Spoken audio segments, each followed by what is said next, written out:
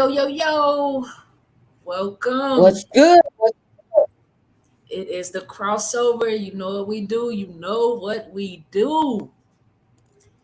And you And know who we are. you know it. It's Carl Williams. You know I'm with the coach. And Carla Harris, let's go. Yes, yes. Hey, I'm going to jump right into your heat real quick because I know them your boys. I'm going to jump into your heat first. I'm going to let you get that out first. Your boys did their thing last night. Oh yeah. Oh yeah. We took a nice commanding 3-2 lead. We put our foot down last night. We get to host again with the ability to close out the series. So hey, let's go Heat. My Jimmy Buckets was doing his thing. So let's go Heat. All right, all Yeah. right. But all around, I felt like there was an all around effort. The team played well. I enjoyed watching them play. Yeah, that was hitting on all cylinders. It was one thing I did like about what Jimmy Buckets did say at the end when he was doing his post game interview, and he was basically saying we shouldn't worry about hitting shots. We should Ooh, always play our style of D. I think that was very big of him to say. That yes, shows a true leader right there. true leader. And then it goes in the key with my boy Puckett. What's his name? Oh, That's his name. PJ Tucker. PJ Tucker. I said PJ Tucker. That's my boy. Like I just posted about him the other day. Like every team needs a Tucker. Every team needs that type of. He's like the UD back in the day when UD was out there really just that grit, dirty, go get it. Dennis Rodman, just whatever I need to do for my team to win. And Tucker, I shout out to him. If anybody, hey, shout out to Tucker. Love that dude. Hey, DJ Khaled was in there last night. Got the ball, pat the coach on the back. He was having the ball right on the front row. Yeah, it's a great atmosphere in Miami last night. Yeah, something that the city's been craving for. You know what I'm saying? They had that great playoff run back in the day when we was getting to the finals every year because Yeah. the man was here. So it's good to be still in that position, man. I know the Yeah, we city back in the running. We back in the running. exactly. Hey, something spectacular kicked off this weekend too. The WNBA season is The underway. ladies. Yes, the ladies are on the court. Ladies are on the court. 20 Brittany 25 Grant. seasons, man. 25 plus seasons. Oh It's man, 96. 25. Yeah, So the what year was that when you played, T? 2004, 2004. 2004. Yep. So So we their are in. That's their big. inception season was 1996. I was a freshman in high school when the league was bought out because the ABL was there, but the WNBA ended up buying that out. So yeah, That's big. A and on top of that, we definitely got to pay homage to Brittany Griner. This is day 83, I believe, of her being detained over in Russia. And we're going to continue to send prayers and blessings out to her and her family. She missed some monumental events. Mother's Day, she missed her wife, I read, graduated from law school. So, yeah, she's missing some big things that can't be made up. So we're praying that she is safely returned home soon, really yeah. soon. Which is another reason why I feel like number one, it's time for expansion of the league. Number two, we have to do something to where our female basketball players don't have to go overseas, that they can stay home and play here. I don't know if that's going to take expanding the season. That may be a little difficult, but it has to be something to where we can keep them home. Now, I'm not saying we have to forego overseas because we have a lot of talent that doesn't make it to the league and they have to go overseas. But and this is not a discredit to anyone, but your primetime players, I mean, they're your franchise players. You kind of want to protect them, and if they're overseas, your hands you can't do anything. They're under someone else's jurisdiction. Right. And a lot of those ladies, and they make the bulk of their money overseas. Like they Yep. make way more money playing in those other countries than they do here. So if we can find a way to up those salaries, so they don't have to pull double duty, there a lot of them are going right from that, transitioning right from there, right back home to America to play in the WNBA. So that's why you see a lot of players take that year off or take that break because they get that burnout because they Yep. don't get the opportunity to have that break. So I'm hoping something can be worked out to where we can up the salaries, we can, pay them justly to be able to just play here. But we'll see. We'll see. Or endorsements. It may be a little True. difficult with salaries because you got to put butts in the seats. Number one, you got to put butts in the seats. But endorsement deals, the way that the world is set up now, technology, like I think we gotta capitalize on the YouTube monetization, the IG monetization, Facebook, TikTok, all of those platforms, free marketing, but utilize it for monetization. So if we can put those packages together, that'd be awesome. It will be interesting to see what happens in the upcoming years with these college kids getting the NIL agreements. How does that I affect agree. them going into their professional ranks when they get there? Because they're going to be coming in with money. Some of them are. I agree.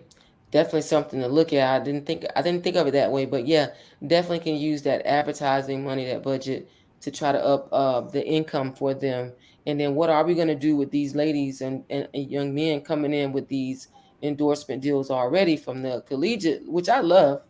Yep. Absolutely love them to be able to have their own monies, and not the universities making all the money off of them, off of their likeness.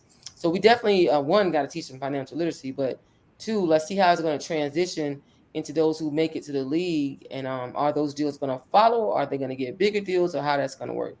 Exactly. And let's bounce back to the NBA real quick. Memphis Grizzlies took a hit. John Morant will miss the remainder of the playoffs from things that I've read. It could be considered a major blow to them, or they have gone 20-5 without him. What's your take on that? Man, that was to me, that's a big hit. But we've seen them win without them. But now we're talking playoffs. It's one thing to win regular season games. We're talking playoffs when you need your gun. You need all your guns loaded. You don't need somebody out there with a Uzi, like Harlem Nights, and you going, you got to come out fully loaded, guns blazing. So I do feel like, and it showed. Dallas just wasn't clicking. So I'm sorry, Memphis wasn't clicking right, but it really shows. So I'm hoping that those guys can regroup, knowing that he's out, and then always next man up, next woman up. So hopefully Memphis can regroup and come out and play better together and get a W. Yeah. And listen, they're playing against a championship caliber led team. You got Clay, you got Steph, you got Draymond, who have multiple championships already, have finals experience, know how to win, know what it takes. They're up against one of the Goliaths of the league. Whether you like it or not, like Golden State came, they conquered, and they're a force to be reckoned with. When the Splash Brothers are on, man, and then you got Jordan Poole coming in, it's like, yo, that's Yeah. wild, man. They're on fire. Their wisdom, their experience in the game definitely supersedes Memphis being so young. So that's a huge thing to jump, a huge hurdle to get over. So hopefully, maybe, I don't have a dog in that fight. Whoever is next for my heat, that's what matters. But whatever dog is, in that fight, I wish them the best. I know I don't hate to see players get hurt. Nina, hey, shout out to Nina. Golden State is experienced and winners. They definitely are experienced and winners, and that experience does play a big role moving forward. So we'll see. We'll see. Yeah, and now there's been some controversy. There's been some controversy about the MVP of the league right now, back to back. Nikola Jokic has won the MVP battle again, and is he deserving of it? Hey, I'm just saying when LeBron had that phenomenal season, even though Golden State beat the Cavaliers, like his stat line was crazy, and he was in the finals, and he didn't win MVP of the league. And now we come back now, we got someone that got knocked out and won the MVP back to back. Like, is he the best player in the league? Is he better than Giannis? Is he better than Joel Embiid? Like, come on now. I was shocked when I thought I read it wrong. I was like, did he win another award? He won the MVP. I was looking at the screen like, really, the MVP? But I mean, I'm not knocking him. Yeah, no, I'm not knocking him. Like, no disrespect to him. This is just my personal opinion. I've watched him play. I think he's a great player, a great athlete. But I also the likes of the Giannis and Embiid. I really thought one of those guys may get it this year. I was definitely surprised to see him get it back to back. I can tell you, for a big guy, he's skilled.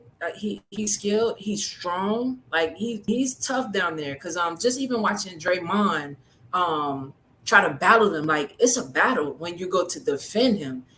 He knows how to use his body. Got a soft, nice touch. So I get it, But your Giannis and your Embiid is a little more athletic. So I guess it's either you go with fundamentals or you go with the athletic flashiness. But okay, let's say this. Is the NBA being consistent in how they assessed? All right, Mikal, he's very consistent. He is. But is the NBA being consistent in how they assess the criteria of being the MVP? Like, does it have anything to do with the distance or how far or how well your team does, or is it strictly by your numbers only? Does it? What is it? I think that's a great question. For years I felt like if the MVP, you should have the numbers, but a lot of times it does depend on your team's performance. A lot of people don't make it number one to Hall of Fames because your team didn't perform well, but your numbers state that. I'm going to be the biggest advocate of that only because I'm a victim of that. When it comes to college basketball, my numbers say one thing, but my team's performance says a different thing altogether. So do we go off of your numbers, your individual accolades, or do we go off your team's wins and losses? I got it. I agree. I mean, me personally as a coach, I look at numbers.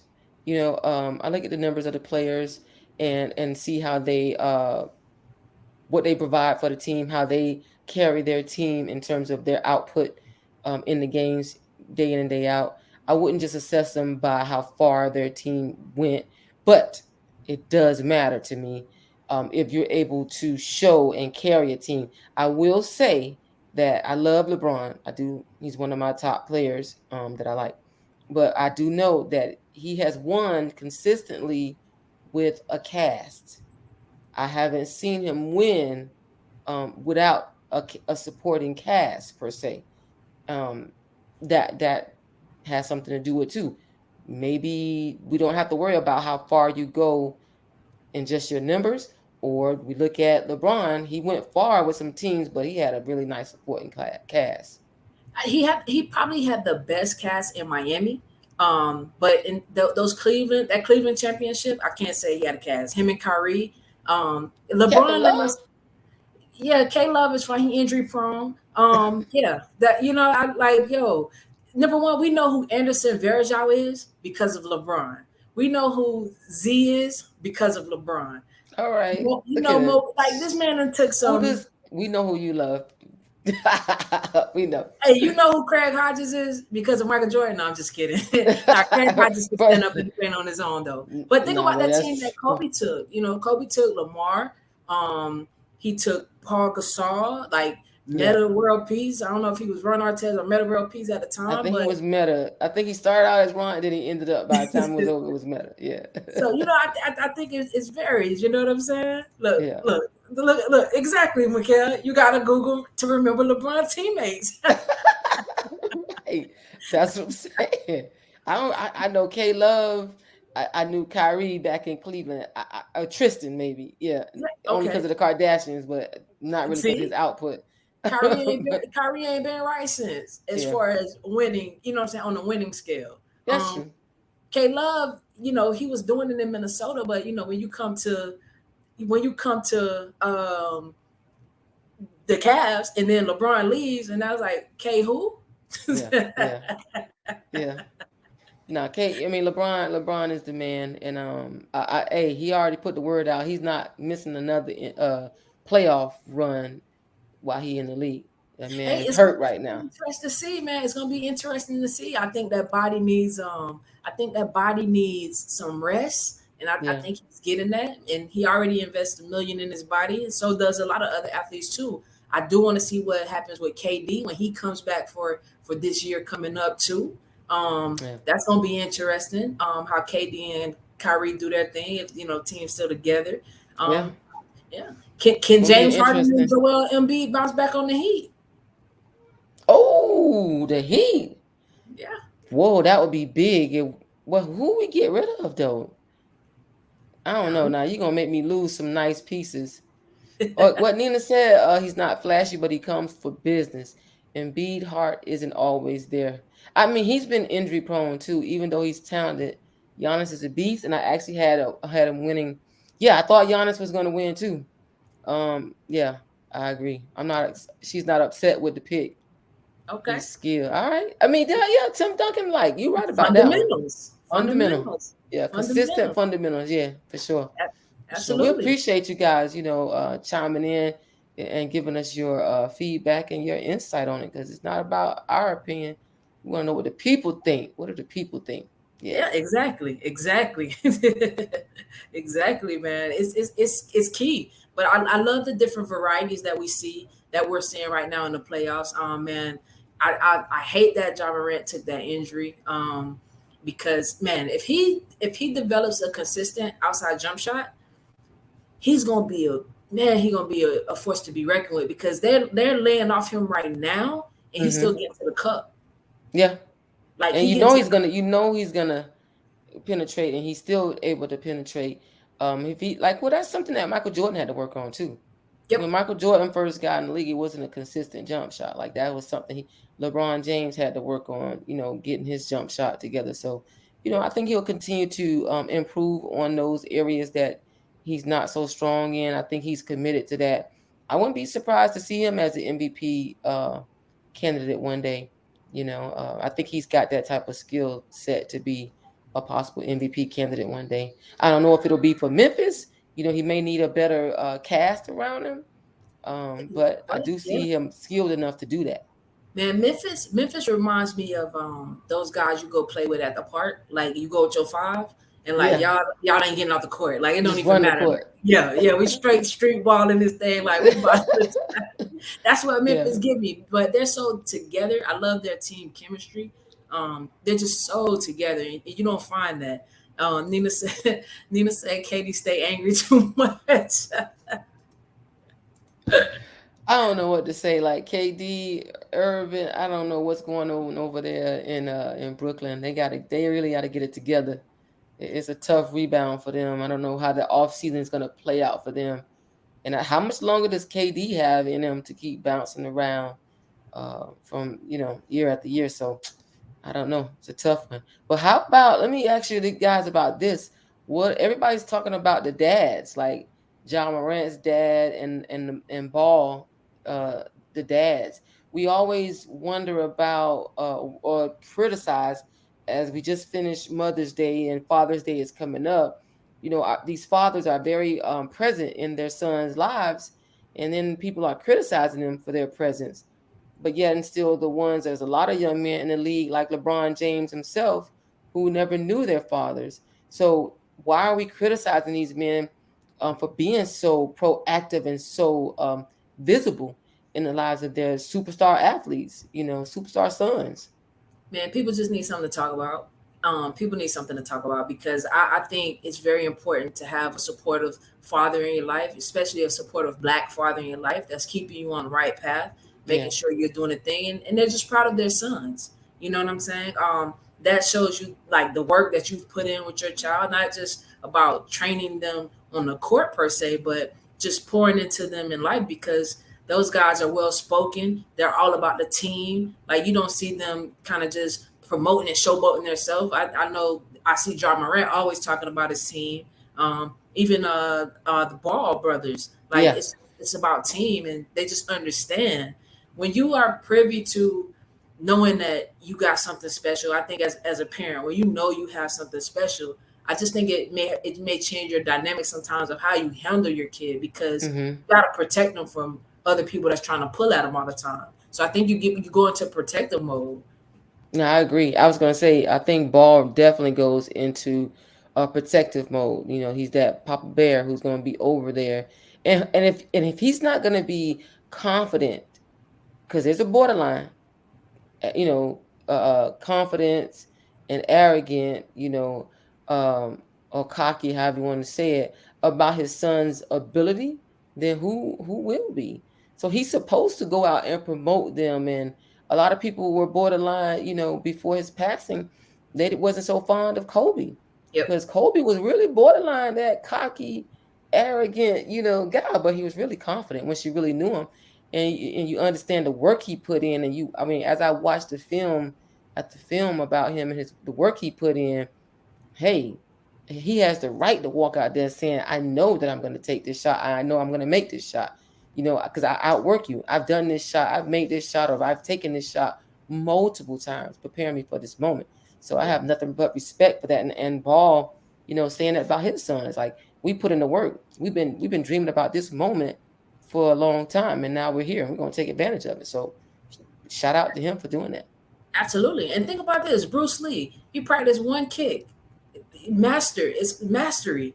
Practice one kick. So it's either, when these kids are training, it's like, all right, they're training on 50 different moves. You haven't perfected one yet. Yeah. Master one thing. You can't make a left hand layup. But you want to be a or Euro offhand layup. I'll just say offhand layup, and you weren't about a Euro step and dribbling through 50 cones. Why were you Euro step? Hey, shout out to Brandon Adams. Shout out to you, bro. Appreciate you tuning in. But yeah, they doing all those drills and 50 cones, and they can't even make an offhand layup. Like, come on. All these trainers out there with all these different tools you guys using. I'm like, so old school. Can you jab? Can you jump stop? Can you pump fake? Nope. Can you make an offhand layup? Can you make a mid-range jump shot? And then we can worry about all those other things that you're trying to teach them. Philip has a perspective on Ball. He says there's a line. Ball crosses the line where he becomes bad for business sometimes. Hey, they say no PR is bad PR, Philip. No PR is bad PR. If they ain't talking about you, you ain't doing something right. That's what they say. Exactly. He keeps his son's name out there, although it may be in a boisterous, or maybe almost offensive way. But he walks into a room with his chest out and saying what his sons can do. And what haven't they done? They've done it. He talked about the youngest not going to college, going overseas, and then coming back. They've done what he said that they were going to do. So I know it's not everybody's boat. I'm not saying that I would do it, but I can't knock him for doing it. And I cannot knock him for being out there. As like one of his kids, where you're going to have to understand, like, Dad, you putting a bullseye on my back, right? Because not everybody gunning for you, so I get it. But it's probably the conversation is like, okay, you either gonna step up or you're gonna let the people shoot you down. Which one is what is it gonna be? They gotta step up to that. Like, you gotta get in there and put the work in. That maybe he's encouraging them to say, hey, I better get up and keep putting that work in. I mean, but as sons, they can also see. Let's talk about the Richard Williams. Like, he had a plan for his daughters, and I'm sure every day they wasn't like, "Ooh, we got to go play tennis today." Sometimes they wanted to just be little girls, but he had a vision for them, and so now I'm sure they see the vision he had for them. It has come to fruition. They probably like, "Ooh, he was right. Like, I appreciate you waking me up those days I didn't feel like getting up." Just like being in Cincinnati, I'm sure they probably like, "Thank you, Dad. You've created a totally different life for me and my family, not just the mom and dad, but now their families are different. Her daughter is different because of the life that she was able to create for her." So, I mean, we may not always agree, and we can always agree to disagree. But hey, these parents that are active and out there on the forefront, encouraging, don't be abusive. I know it's borderline abusive, but, encouraging their kids to go out there and be great. Go be great. And think about Del Curry and his wife with Seth and Steph. They just may have taken a different approach. Like, they're not as loud in the crowd, you know what I'm saying? But we don't know what they tell them people behind closed doors. Yeah. He might have been getting on them. Yeah. They divorced now, so. Yeah. But I mean, they definitely got that shooting from their dad, which he's now superseded what their dad was able to do. But ain't no telling what he's saying in that crowd. I'm sure he's out there talking trash. But then again, maybe he's a player and he knows what it's like, and he may just be sitting there. I believe it's a little bit different when you've lived that life. I think you approach it a little bit differently because he's been a professional. A lot of those guys haven't been. And what you see a lot of times, the parents who've lived that life, they're very much low key in terms of their vocalness, especially while the game is going on and all that type of stuff. They may encourage them in the background, getting in the gym and work. But in the game setting, I think they're a little bit more low key because they've been there. They understand it. Yep. And see, Philip again, he says that's definitely different styles and preferences. He likes how Clay's dad stays in the background. That's what I'm saying. Yeah. You may not hear him. We may not hear him because the media don't get to grab it. But when they get home and behind closed doors, it might be a different story because at the end of the day, hey, you can't be making me look bad. But Philip, to what Philip said, that's a testament to what I just said. Yep. Clay's dad played in the league. He Yep. was a professional. So again, that's another Clay dad and Steph dad. Like those guys are not vocal like that, like Ball. But I'm sure behind closed doors, I'm sure he got an earful about that's how he got to that level. What's Alfred Tito? His dad played in the league as well. So So those fathers, those parents, a little bit different. A little bit different. Off the court, you're gonna get an earful, but when the game is going on, they're a little bit laid back. So can you imagine Michael Jordan's son? Like, he went to UCF and like you Michael Jordan's son, so we automatically think you about to come wreck shop. Like, you know what I'm saying? That's too much pressure. Like that's just too much. I would have wanted my son to play golf. Like that's just too much pressure. Like that's crazy. Like if you already, I got Michael Jordan's son on my team. Like that's a lot of pressure to be under. I don't think. I mean, he was just okay. Like both of them that played, they were just okay. It was just mad pressure to try to fill their dad's shoes. I don't even think I would have picked up the ball. I would just play something else. Do you think Bronny feels that type of pressure? LeBron's son. I'm sure he does. I mean, fortunately, he's actually living up to it. I watched him play, and that young man can play. He can play. Yeah. Who's Mikhail? That boy's son was shot out. He talking about Michael Jordan's son. Oh yeah. See, they probably had so much money. I'm sure it was like crazy. And then it's just crazy. But LeBron's more of a hands-on father. He didn't have his father, so I'm sure he's that. I watched him at the games when they show the videos. LeBron is like about to be on the court coaching, like he's really into the game. So he's a little bit different. But I'm sure that's because he didn't have a dad yelling and screaming for him at his game, so he wants to be that presence for his son. So hey, and speaking of fathers, I'm gonna bring up a father right now. He has two daughters and just had little T squared, his junior. Travis Daniels, welcome to the show. Hey, what's up? What's going on? How you doing, Travis? I'm doing good. And yourself? I'm great. Excited to see you here. Yeah, well, I'm excited to be dolphin seen. In the back. Hey, I see that dolphin in the back. That 21 dolphin in the back, baby. Got the 2-1. So, Travis, tell the audience who Travis Daniels is. Yeah, so basically, I'm a kid from Hollywood, Florida. And I attended South Broward High School, went to LSU, won national championship, played football, basketball, was a 3-sport star, played track, So Travis is a really, I guess, kind of complicated or really diverse personality, So, that pretty much sums it up. Well, Travis, tell us, so we know the LSU national championship. You played for the Dolphins. You had a run with the Dolphins. So tell us, what is Travis now? Who is Travis now in terms of crossing over from that athletic field? Yeah, so I'm married now. I have 3 kids, 2 daughters and a son. I started a photography company back in like 2013, 14, somewhere around that time. I'm always looking for new things to get into. I just started playing golf. I still got my Tiger Woods shirt on from earlier today, kicking butt. But yeah, I just love competing in any aspect that I can, whether it's photography and trying to be the best photographer out, or being the best photographer that I can be personally.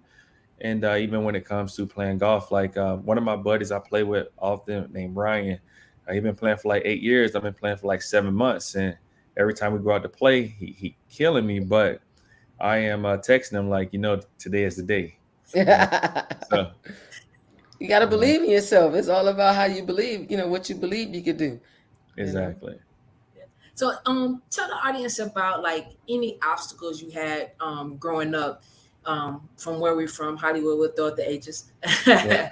about where we're from, and just making it to the top of the top, like coming from our city and then making it. What were the odds that were stacked against you?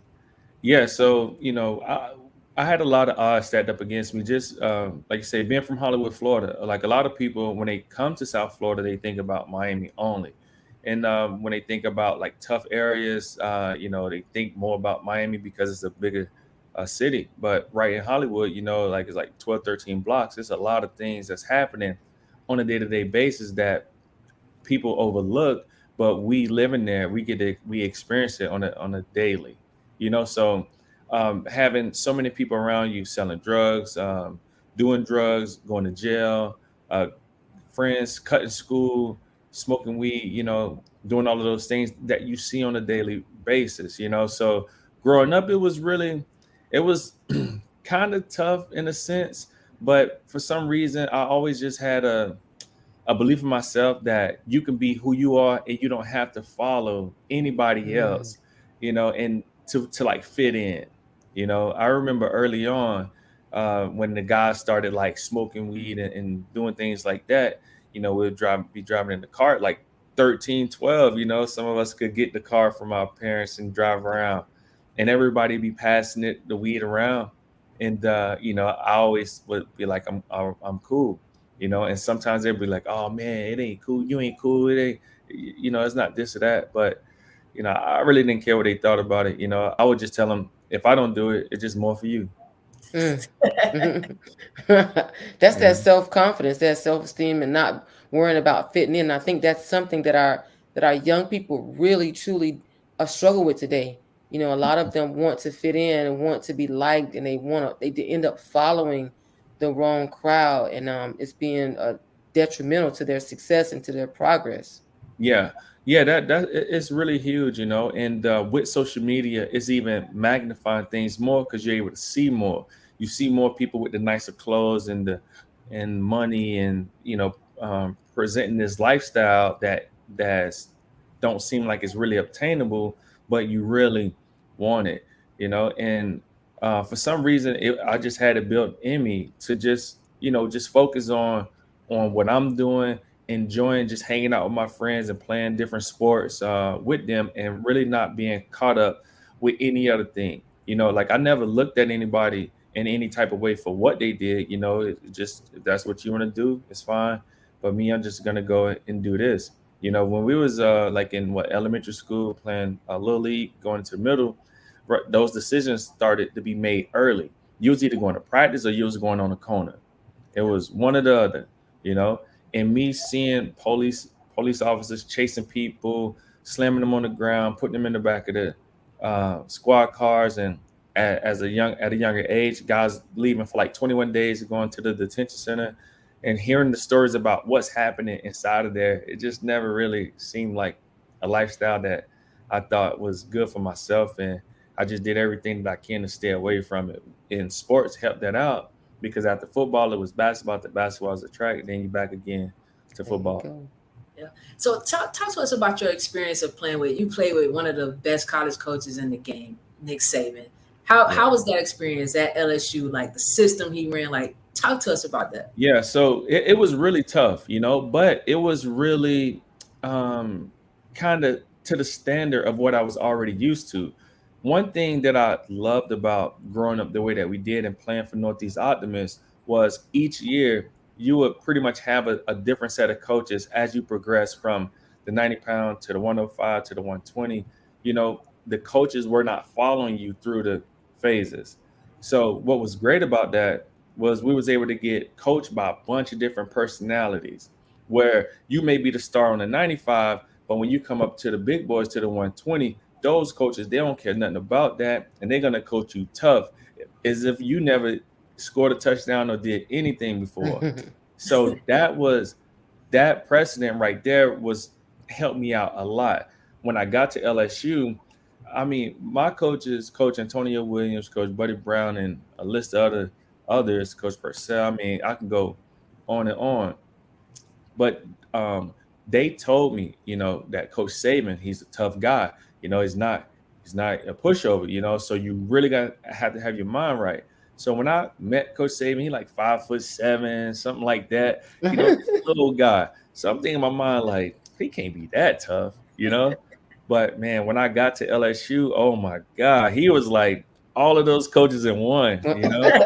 So that was something to see. But I would tell you this: the guys on my team that struggled with him, I feel like those guys were like baby. They probably had the same coach all the way through, or everybody just babysat them all the way up. So now when you get with a guy like Coach Saban, that's demanding excellence from you, that's demanding you be on time, know your assignment, no mental errors. I mean, having somebody like that, to them, it really broke them, But I would say that Coach Saban has really helped me out, not only in the game of football, but in the game of life, because he always have you held accountable. He always looking for the best out of you. He teaches you early on how to deal with ups and downs in the game of football, the game of basketball, the game of life. You're going to always deal with them, right? So whenever you do have a good game, you got 24 hours to be on it. And then you got to get back to ground zero and start working, because the next person coming up is going to be gunning for you, So just taking a lot of those lessons that I learned from him and applying them into just my everyday life, it helps out. And I mean, I still think him to this day, even though I don't speak to him as much, but in my mind, I'm always going back to those moments. And then you played for him at Miami as a Dolphins. You got drafted by him. Yeah. Was he different in the league from LSU to the league? No, he was no different. And he really caught the NFL guys by surprise. It was something that was like so small that we thought was so small was such a huge thing in the NFL. So before practice in college, when it's time to warm up, everybody get like on the sideline. You have groups, you jog across the field, and they have you doing different things, high knees, karaoke, just trying to get yourself loose. And then you would go into like offense on one side, defense on the opposite side. You get in your lines and you start stretching. When we run across the field fully padded, helmet, shoulder pads on, But in the NFL, those guys wasn't used to none of that.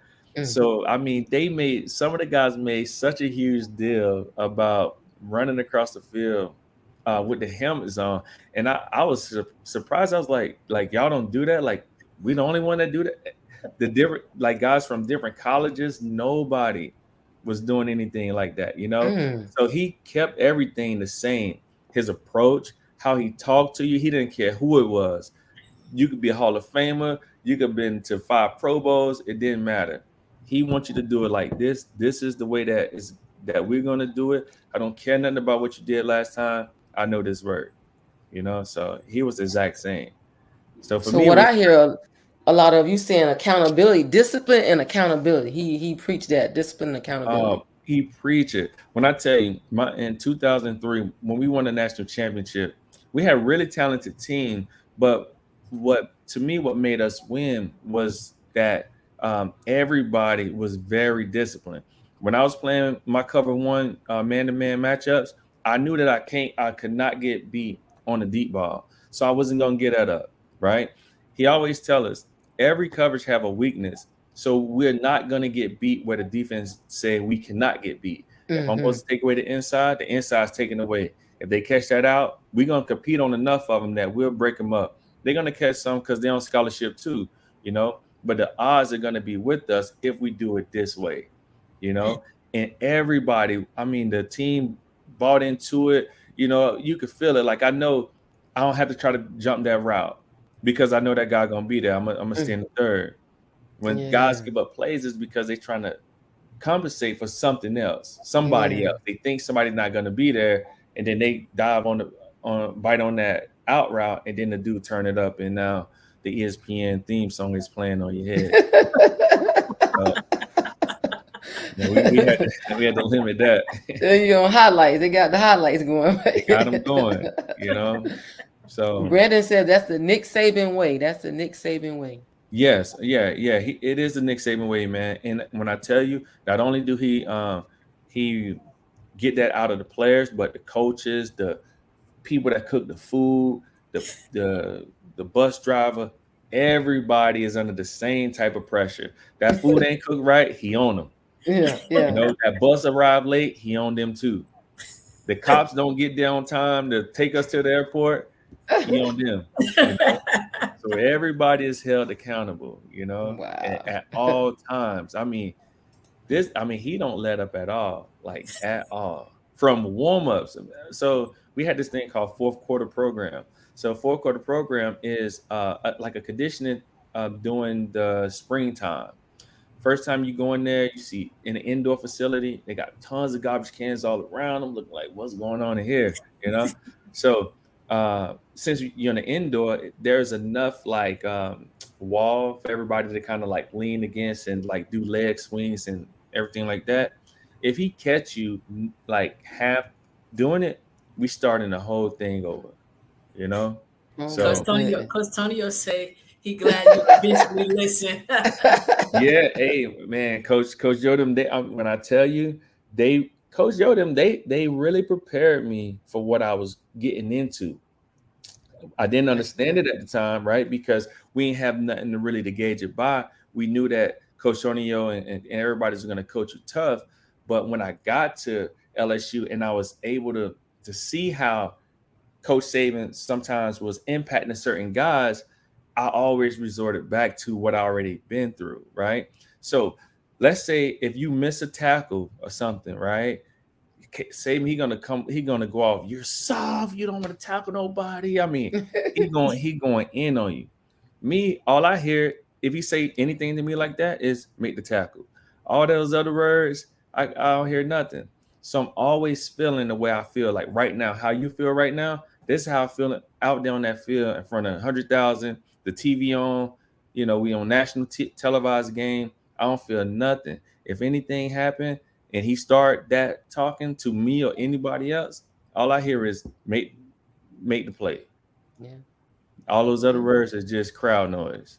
Yeah, I tell players all the time, stop taking it personal. Right. At the end of the day, it's really, for me, I'm a basketball, make the shot. Play some defense. Yes. Run the play like I said, it was not a personal attack. No, you know? Yeah, it's never personal attack because at the end of the day, we're all here for one reason, and that's to win and produce and do our very best. The better we do individually, everybody does collectively. You know, coaches get raises, we get drafted, or more guys on the team have opportunity. We win championships, we go to bowl games. You know, it just make everything better for everybody. So, yeah, you should never take it personal. Yeah. So tell us how, because it sounds like Saban prepared you for business too, but talk to us about how the NFL prepared you for business, because it does turn into business, right? I know college is business too, but how did the NFL prepare you for business? Yeah, so the preparation started early on. It started with Coach Saban, right? Just by making us understand about like, you know, being disciplined, carrying out assignments. When I get into the NFL, now we're on a real big scale. Now everything count. If you come to meetings late, that's a fine. If you wearing the wrong color cleats, like they have a thing where when you look at the NFL games, you're gonna see there are white shoe teams, there are black shoe teams, right? So if you're a white shoe team like the Dolphins, 90% of the shoe is going to be white. So you always see white cleats and a little bit of orange. If you were to say, you know what, this game I'm going all orange, this game I'm going all black, it's like $5,000 the first time you do that, you know, and it increases after that, you know. Wow. But the NFL really taught me about being more disciplined, understanding that it takes a lot of people to create the product on the field. Nothing in that game is all about one person, right? You have to rely on your nose guards. You have to rely on the safeties, the corners, the coaches, the trainers, and then when you take it away from the field, you having to rely on management, nutrition, your strength and conditioning coaches, right? So the NFL just more um, fueled the fire of making sure you do things the right way, making sure you treat people the right way, you know, because you just never know how those things are gonna come back on you once you move on. So when I was playing, I had situations where I really didn't want to be with a certain team at a certain time because of new coaches and whatever. But I never really wanted to express it or make things uncomfortable for myself or anybody else because you just never know like what that situation is going to turn into later, you know? Yeah.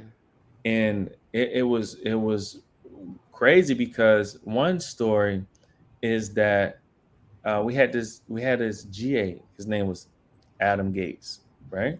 Wow. So Adam Gates was when I got to LSU. When I was flying town, he had to come pick me up from the airport, right? Pick me up from the airport, bring me back to school. Here I had to pick up some other guys, bring me back to school, whatever. I always had a friendly relationship with him. You know, just a hey, how you doing? You know, just small talk here and there.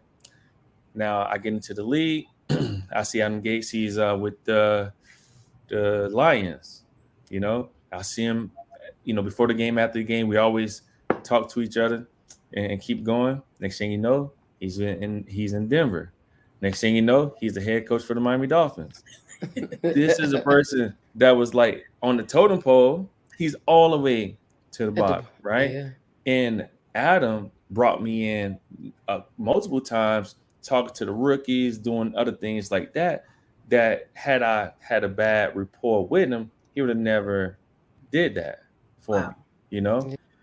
And he was somebody that wasn't necessarily top rank at LSU. He's a GA. He's just drawing up the plays for the scout team, you know. So that business makes you really look at everybody and look at them for like who they are, not what they do. Everybody is just in here for the same reason. No matter what role they're playing, everybody's role is equally important. That's big. That's major, man. I hope somebody picked that message because you just dropped a gem for people to realize that you treat everyone with respect and appreciation because you just never know how that can come back full circle. That's big.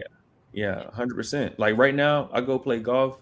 I just started playing something not like great anything, but you know, I see the guys out there cutting the lawn. Anytime they are in my vicinity, you know, I go talk to them. Hey, how you doing? Whatever. You know, talk to them about the grass, like the greens. Just trying to understand their job because a lot of times people overlook them, and they probably don't get much interaction with anybody outside of the people that they're with, and you just never know how one conversation that you have with somebody can really like impact their day, their week, and you know, make a positive change for them.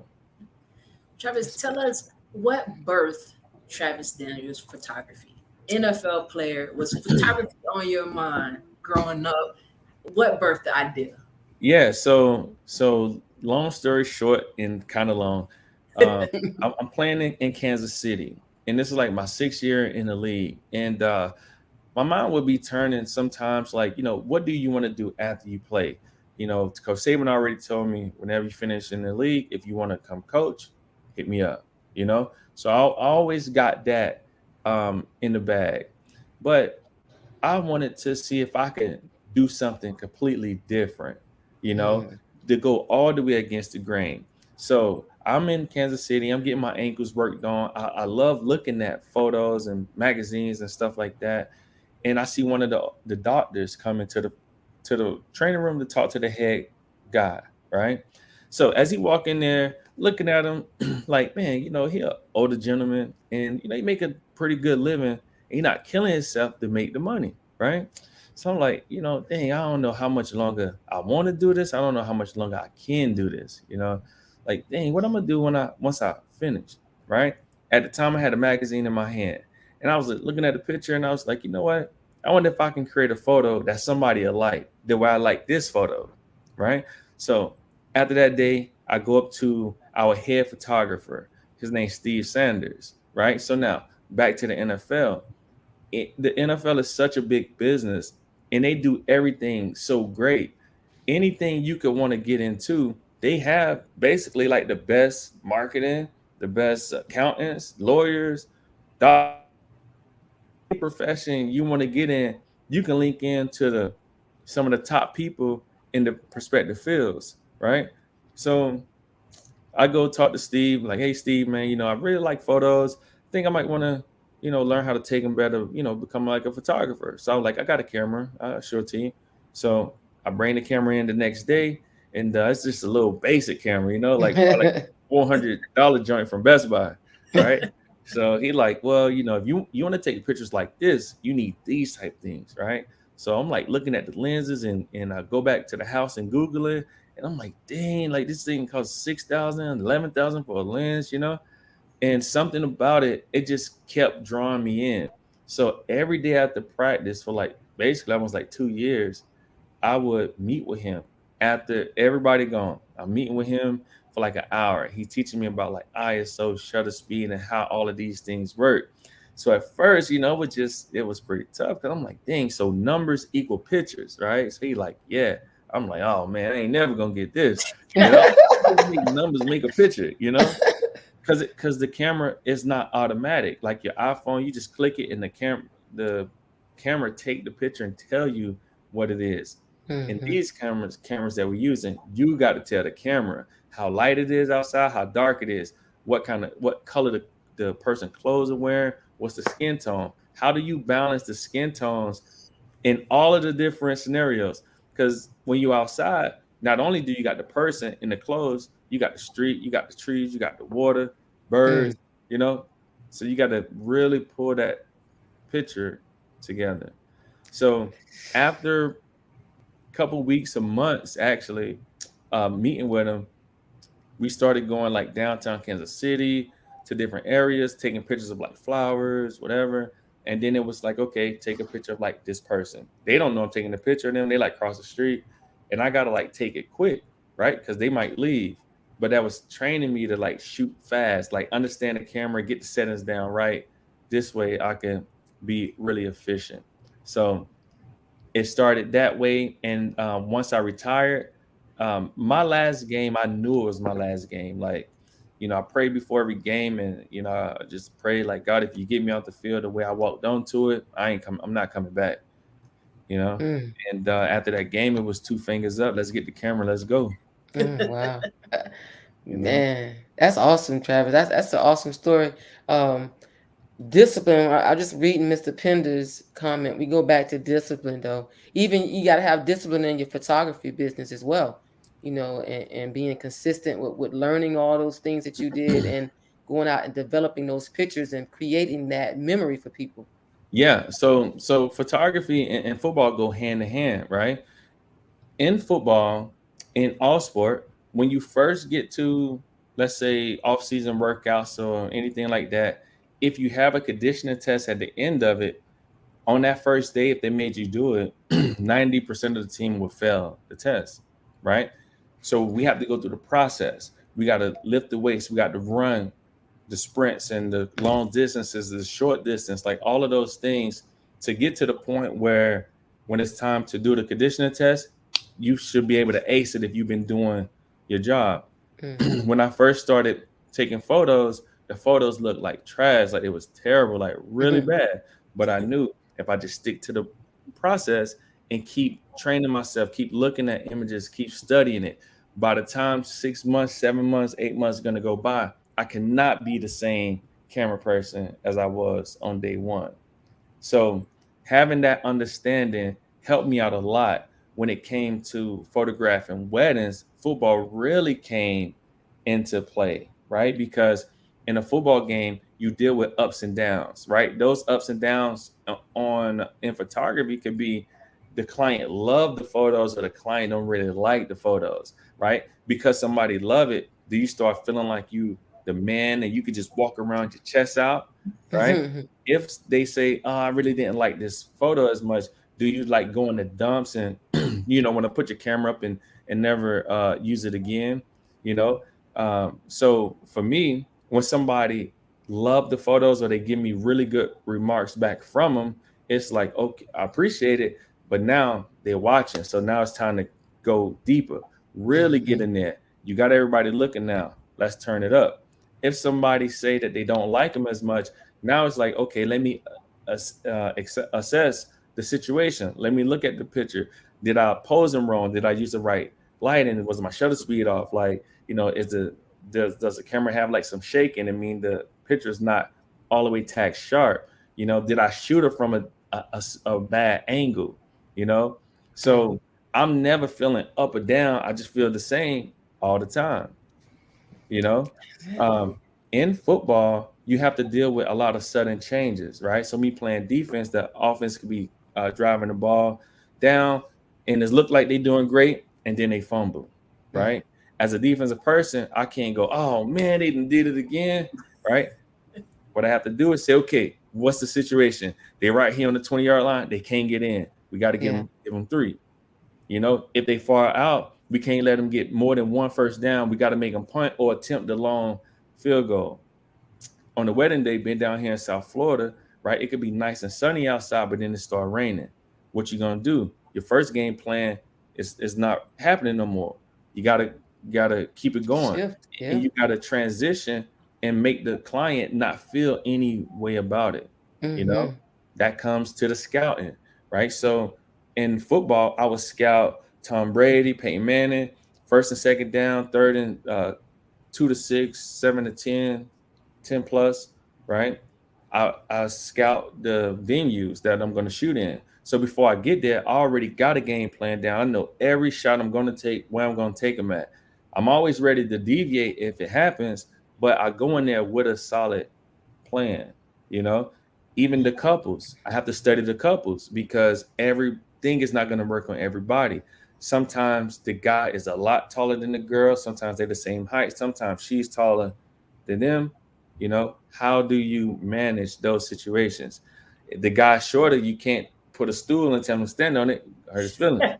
Yeah. You gotta understand like how to stagger people so that things could kind of work in your favor. And all of those things I learned from football, even working in the team, right? So when I go photograph weddings or photo shoots, I don't do it by myself. I don't want to do it by myself. So I have a team that are with me. Knowing how to work with them is monumental, right? To have team success, right? You can't have the quarterback on one page and the receiver on a different page, right? Everybody got to be on the same page because when I'm moving around, I need lights in certain spots, so it's not gonna work out, So being able to delegate those different tasks to everybody help us out a lot. And when it comes to business world, I don't understand what like a CFO is or all of those kind of terms, but I know what a head coach, general manager does, which is me. My assistants will be like my coordinators. And then we got our production team that are like our strength coaches that are like sectioning up the players and sectioning up the photos to make them pop even more, Man. Hey, you got the craft down packed, bro. Like, yo, you got your craft down, man. And you were the first active player to shoot the Pro Bowl, right? Yeah. So yes, I was the first active player to be able to shoot Pro Bowl, which was really cool because it didn't start out initially that way. So I'm going into, I guess, my last season that I'm going to play. The Atlanta Falcons are doing really good. At the time, I owned a barbershop in Atlanta called Cuts Remix. So the Falcons was doing really good. They had like a bye that first week, or they were just going to have a home game, that first home game. So at first, when I brought the idea of me photographing anything for the NFL, I went to our player development, this guy named BJ Stabler, which is now at Alabama. And I told him, yo, I want to shoot the Super Bowl. So they like, man, you can't shoot the Super Bowl. I'm like, why not? There's no other player in the league asking to do that, right? Yeah. You got a big field. They could just put me in one spot and tell me I can't move, and I'll be cool with it. right? So for whatever reason, Super Bowl didn't work. So I was like, well, what about playoff game? The Falcons, so I can go to the barbershop and can go to the game. At first, that was greenlit. They's like, yeah, it can work out. So I'm like, cool, let's do it. As the season, as it got close to the game, they pulled back because they said the word got to me saying that they didn't want to have a player on the sideline. He might be a distraction. So I said, all right, cool. Well, how about Pro Bowl? Nobody don't care about that, you know. Who cares who win the game and who distracted anybody? It doesn't matter. And the NFL, everybody was like, yeah, that can work. So that opportunity came because I wasn't willing to take no for an answer.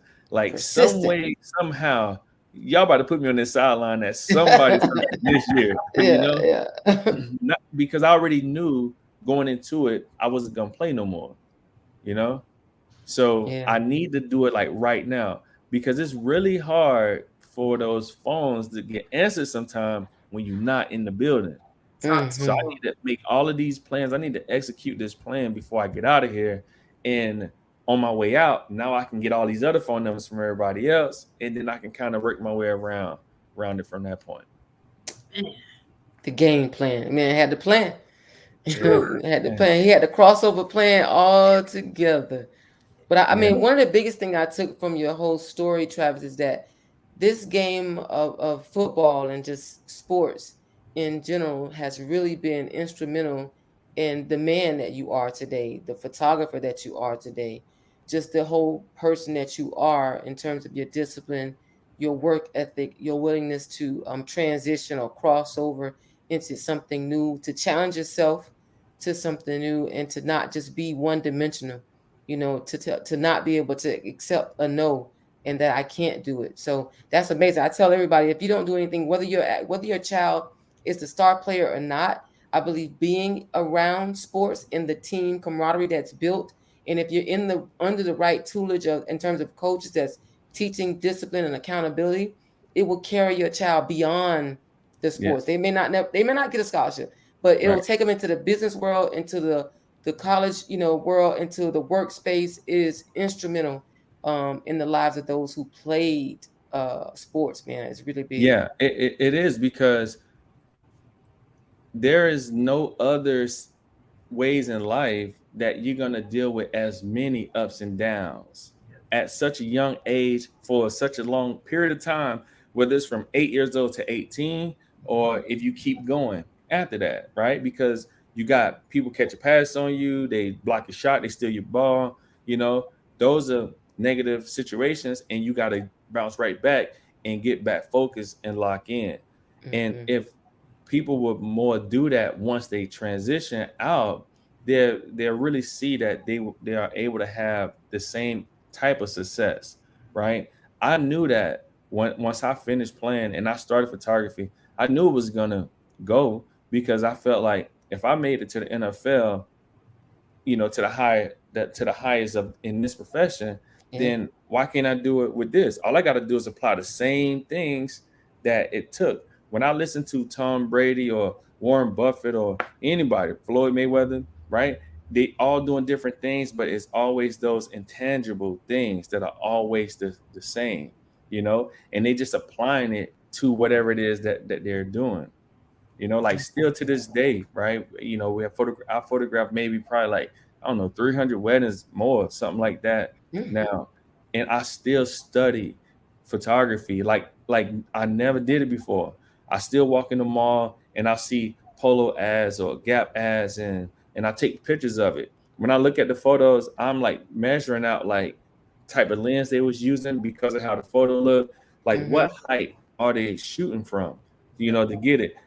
This picture, for it to look like this, he had to be about this many yards away from the person. They had to be probably at this angle. The camera had to be tilted this way, that way, So I'm like analyzing the whole thing, like studying the craft. Yeah, it's like nonstop. Well, Travis, we're getting down to the end of our session. I mean, I feel like we can go on forever. You're just really, I love talking to you. But we got what we call the hot cross zone. It's like a 30-second, 5 questions, and we want to see what your quick responses are to these questions. You ready? Yeah. All right. So question number 1, what's your favorite food? My favorite food is spaghetti. Spaghetti. All right. Dessert or no dessert? Dessert. Dessert. All right. You like to, well, I mean, this is like basketball related, but let's say this. I'm going to change it for football. You like man coverage or you like zone coverage? Man, like I'm gonna Oh, lock you want up. to lock it down. Yeah. I got a mean jump shot too now. Yeah. All right. You did say you played basketball, you ran track. I Yeah. feel you. No So if you- JV. No JV. Freshman varsity. Dropping All over, right. averaging So- over a dub, you know? If we play basketball, you like to play fast game or you like to play a slow game? Fast. You want to Fast. play I fast. want to get up and down the court. I can handle the one, you know, pass it off and throw it up. I'm going to get it. Oh man, look, see, we talked about that confidence. Yeah. Yeah. No, All right. no, this is real. Takari, she can tell you. Yeah. This is real stuff. All right. So football related, you picking the quarterback or the linebacker? Which one you think is most instrumental? I'm going to go with the quarterback, right? Because the quarterback has to manage the game in its entirety. The linebacker, he's important, but he can mess up on a number of plays and be covered by linemen, safeties, the nickelbacks. But that quarterback, if he fumbling the snap, there's nobody else that can help him out. If he misreading that coverage and not seeing that safety come, it could be detrimental to that receiver going across the middle, or it's going to be a pick. Yeah. So would you pick a point guard or a post player? Would I pick a point guard or a post player? Yeah. I'm going to pick the post player if it's Shaq. Oh, he caught me If by it's Shaq. surprise. If it's Shaq. If it's Shaq. Yeah, but you can have Shaq, Travis, but who's going to get Shaq the ball? Shaq Well, not a Giannis. He's not going to dribble. But see, the awesome thing, the great thing about basketball, even if your point guard is not doing it up, he can get it to the shooting guard. The shooting guard can get it to the post, you know? In football, the quarterback is the only person that got that ball in his hand that's able to facilitate it to everybody else. So the point guard could get covered up a little bit. All right. So the last question is, who will be the surprise NFL team this upcoming season? The surprise, I'm going to say the Miami Dolphins. Let's right? go. Yeah. Let's go. I'm going to go with the Dolphins because, you know, them having change of coaches and a lot of changes going around on the team, them bringing Cheetah and other guys in from the various teams. I think that Miami is going to be a team to really look out for. I think Tua is definitely going to do really good this year. They definitely surrounded him with some weapons, got some guys that's going to be able to protect them better this year than I think last year. And I forget the running back his name, but they got some weapons. And Cheetah just going to open it up, you know. And they got that tight end Gesicki or something like that. Yeah. He's like I like him. Yeah. I like him. I mean, look, I hope they are doing the same thing that my Miami Heat did. So the Miami Heat made some moves in the offseason last year, and look at us now. Yeah. So I hope my Dolphins are doing the same thing so that we can be in that playoff run come that time next season. Yeah, that'd be great. That'd be great for the city for sure. They got the all that money they put into all that money we put into the whole area. So I hope we can do something to bring the people out. Yeah, we got like 2 Super Bowls coming here within like the next 10 years. So hopefully the Dolphins could be in the first one to come up. Exactly. Yeah. So Travis, tell the people how they can meet, I'm sorry, go ahead, T. No, go ahead. Tell the people how they can follow you. You got social media, how they can get your photography. Go ahead and promote that business. Yeah, so you can reach out to me on Instagram at Travis Daniels Photography, Facebook, Travis Daniels Photography, website, Travis Daniels Photography.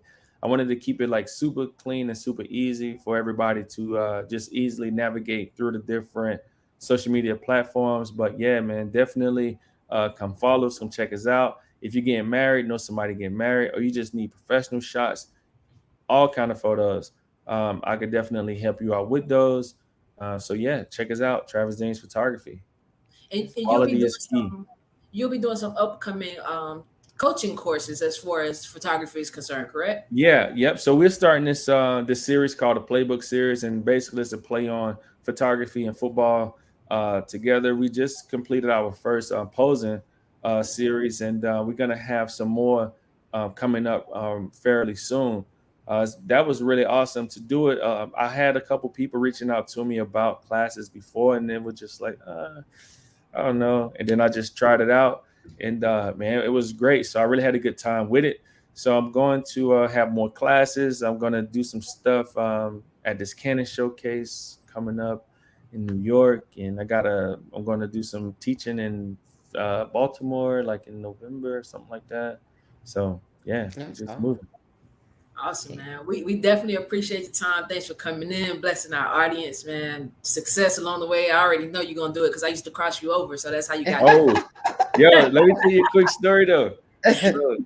So she definitely legit, right? So we was kids, and we all played sports, just playing basketball and stuff. And I remember one time asking her, like, man, like, why you play basketball? Like, it's not even like a girls' NBA.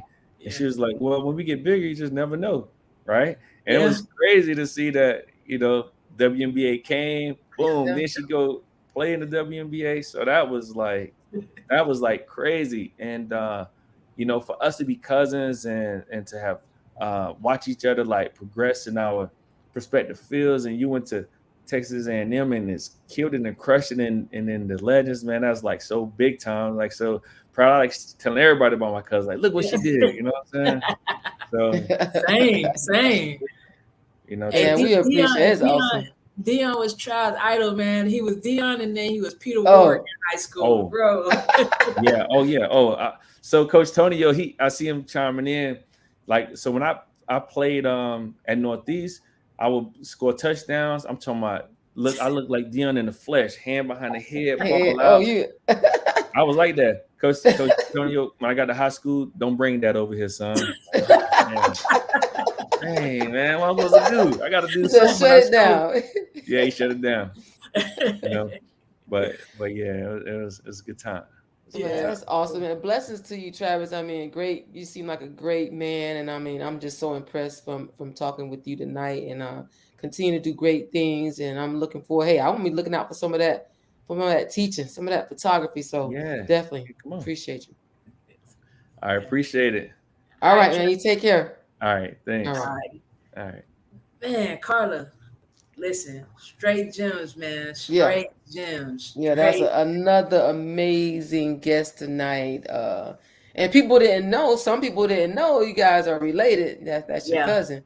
Yeah. So, man, it was battles, man. You know what? Travis was athletic. He's long. You know what I'm saying? He's gonna push you. Like, he's gonna push you. That same confidence that you see, like, he gonna straight up push you. He gonna talk his trash. It's subtle, but like, you don't want to look crazy. You know what I'm saying? So you gotta bring your A game. Gotta bring your A game. Yeah, I could tell that sports has truly impacted his life. Yep. And helped develop him into the man that he is and the businessman that he is. Yep. I just wish that more people would really, really buy into the things that he was saying. Like, buy into what the coach is teaching. That's how the team is going to be successful. Buy into that discipline. I mean, just amazing. And shout out to Coach Tonio. Like, he's coached some of these great athletes, and it's a great job for the community. Hollywood, hey, shout out to the city of Hollywood. Produce some great people, some great athletes. Yeah. Hey, we thank you guys for joining us, man. Your support is always. And let's tell them about the YouTube so they can go ahead and like and subscribe. Oh yes, look us up on YouTube, The Crossover. You look that up. We're on there, man. Join it, subscribe, like, share, comment. You can find our Facebook page, The Crossover Podcast. Follow us, share with a friend. We promise to keep bringing you guys guests that provide value. We're going to keep bringing the value. You know what we do? Yeah. Appreciate it. Hey, like we always end with, use the game. Don't let the game use you. Until next time, y'all be blessed. Be good.